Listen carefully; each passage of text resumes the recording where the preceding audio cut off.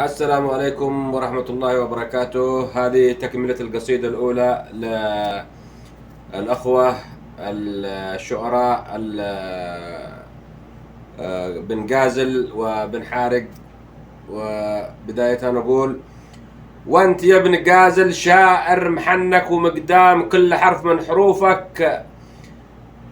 من حروفك له أماكن ومحور. وابن حارق قصيدة جفف الحبر وأقلام، قلبي الواسع لكم صار مسكن ومأوى. ياكم يتقم وانشر القصيد وسط الأعلام، ياكم يتقم وانشر القصيد وسط الأعلام. خل أرض اليمن تصدح تكهرب تولع، خل أرض اليمن تصدح تكهرب تولع، بالقصيد كاتيوشا لا ولا كاس حلغام. كل شاعر يباريكم يحوم يهرب ويجزأ مني، تحية لكم بالفيس في الخاص والآم. وسلامتكم وتحياتي لكم.